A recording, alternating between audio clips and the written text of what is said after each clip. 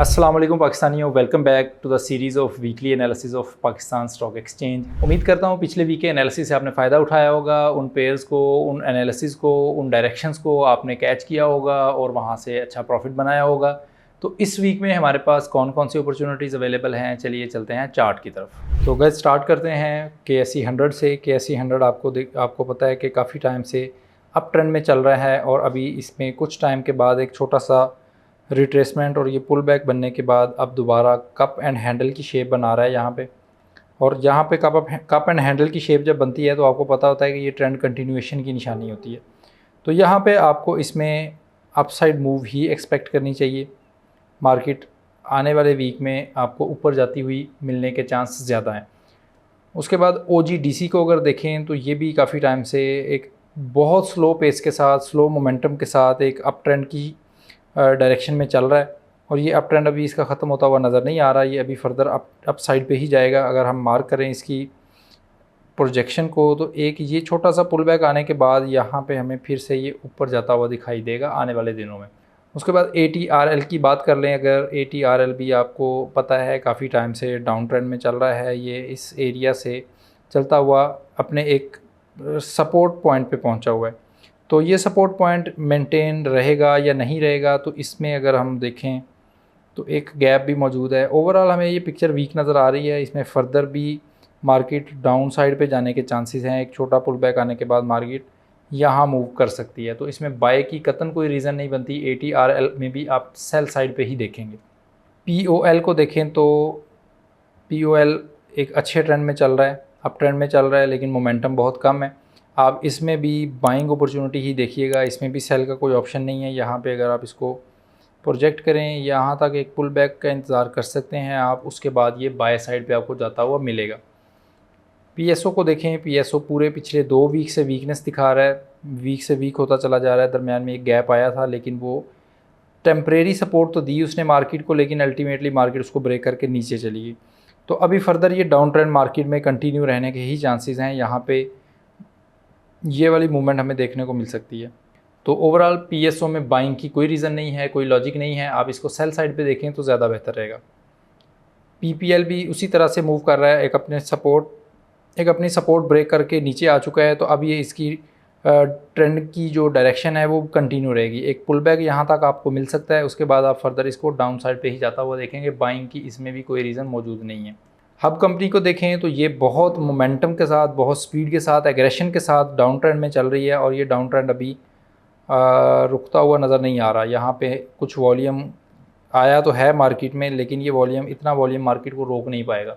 Market अभी further down जाने के ही चांसेस मौजूद हैं। तो इसको भी आप सेल साइड पे देखें। एक पुल बैक आप देख सकते हैं इसमें आए शायद, लेकिन ओवरऑल डायरेक्शन इसकी सेल की रहेगी। बाइंग की कोई रीज़न नहीं है हब कंपनी में।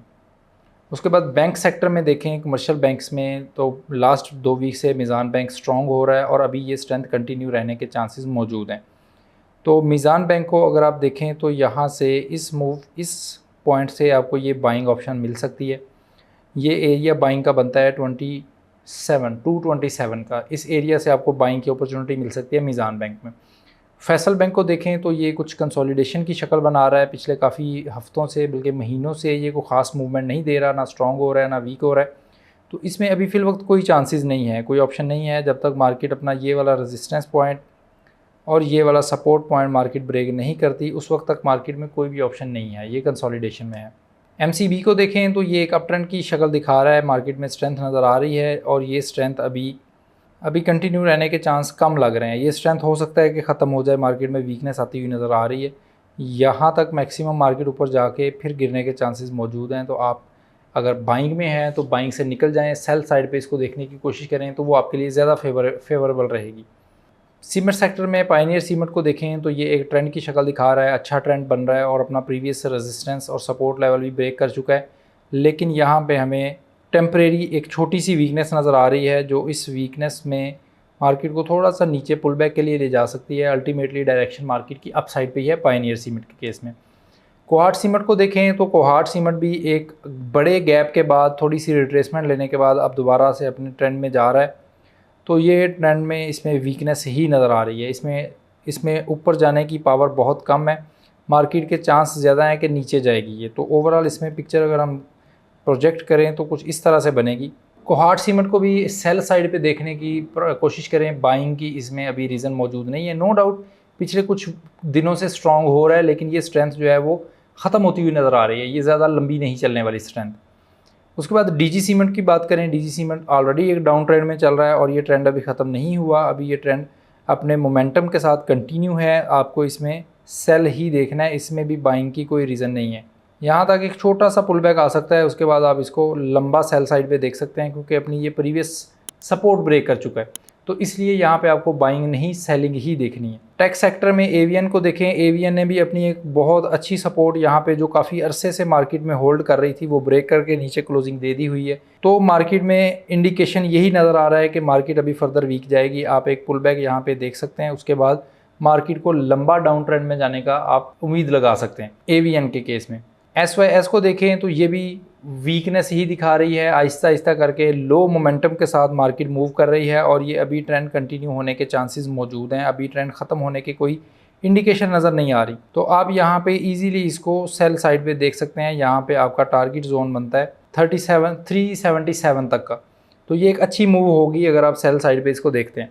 TRG को देख लें, TRG में भी ओवरऑल वीकनेस ही बनी हुई है। पिछले कई महीनों से, कई हफ्तों से एक लो मोमेंटम के साथ वीकनेस मार्केट में राज कर रही है, जो कि ख़त्म होती हुई नज़र नहीं आ रही। यहाँ पे नो डाउट एक बहुत बड़ी बुलिश कैंडल बनी है, लेकिन वो अगली कुछ कैंडल्स में उसका असर सारा ख़त्म हो गया और उससे भी बड़ी वीकनेस मार्केट में एंटर हो चुकी है। तो अभी ये ट्रेंड जो है वो फर्दर कंटिन्यू ही नज़र आ रहा है। यहाँ पे आपको एक पुल बैक ज़रूर मिल सकता है, उसके बाद मार्केट वापस अपने डाउन ट्रेंड में चली जाएगी।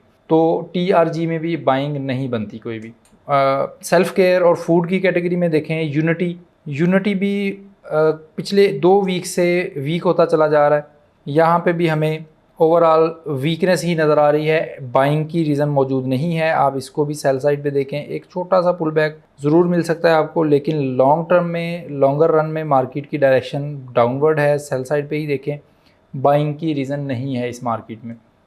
FFL को देखें तो ये एक ओवरऑल बिगर पिक्चर में कंसोलिडेशन है, लेकिन छोटी पिक्चर में ये एक वीकनेस का शिकार हुआ है, वीकनेस दिखा रहा है पिछले 2 हफ्तों से और ये वीकनेस अभी इसकी कंटिन्यू रहने वाली है। यहाँ से आपको इस पॉइंट तक तो मार्केट लाजमी जाती हुई मिलेगी, उसके बाद फिर हो सकता है फर्दर डाउन भी चली जाए, लेकिन ये वाला एरिया जो है वो बहुत क्लियर है। यहाँ तक मार्केट ईजीली जाएगी 8.20 का एरिया। लास्ट पे हम कोलगेट को देख लें। कोलगेट में भी आपको पता है कि काफ़ी टाइम से वीकनेस चल रही है, मार्केट बहुत लंबे टाइम से डाउन ट्रेंड में चल रही है और इस डाउन ट्रेंड में हमने काफ़ी सारी सेल की अपॉर्चुनिटीज़ पहले भी देखी हैं। अभी फर्दर भी मार्केट में ये एक बहुत बड़ा पुल बैक आने के बाद यहाँ पे अब हमें फर्दर डाउनवर्ड ही देखना है इसको। कोलगेट में भी बाइंग की कोई रीज़न नहीं है, तो कोलगेट को अगर आप देखें तो यहाँ पे आप इसको सेल ही देखेंगे। कोलगेट में भी कोई बाइंग की रीज़न नहीं है। लास्ट पे ऑन डिमांड हमने एक पेयर ऐड किया था मिलेट ट्रैक्टर को देखें तो ये एक बड़ी कंसोलिडेशन में है। यहाँ पे ना तो कोई बाइंग की रीज़न है ना सेलिंग की रीज़न है। मार्केट इस एरिया के अंदर जो है वो रेंज बना रही है, जब तक ये वाला सपोर्ट, ये वाला रेजिस्टेंस लेवल या फिर ये दोनों एरियाज़ को क्रॉस करके ऊपर कहीं क्लोजिंग या नीचे कहीं क्लोजिंग नहीं दे देती मार्केट, तो वहाँ तक हमारे पास कोई ट्रेड नहीं है मिलेट ट्रैक्टर में। तो गाइज़ ये थे हमारे इस वीक के एनालिसिस। उम्मीद करता हूँ कि आपको समझ आई होगी। आप इसको अपनी ट्रेडिंग स्ट्रेटजीज़ के साथ अलाइन करके इसमें से प्रॉफिट जनरेट करने की कोशिश करेंगे। इस तरह के एनालिसिस करना सीखना चाहते हैं आप, ये प्रैक्टिस, ये स्किल्स बिल्ड करना चाहते हैं, तो नीचे लिंक पे क्लिक करके हमारे कोर्स को ज्वाइन कर सकते हैं। और इस पेयर के अलावा अगर आप किसी पेयर के ऊपर एनालिसिस चाहते हैं तो आप उसे कमेंट में मेंशन करें, हम आपके लिए वो पेयर लिस्ट में ऐड कर लेंगे। नेक्स्ट वीक तक के लिए इजाज़त दें। थैंक यू, अल्लाह हाफिज़।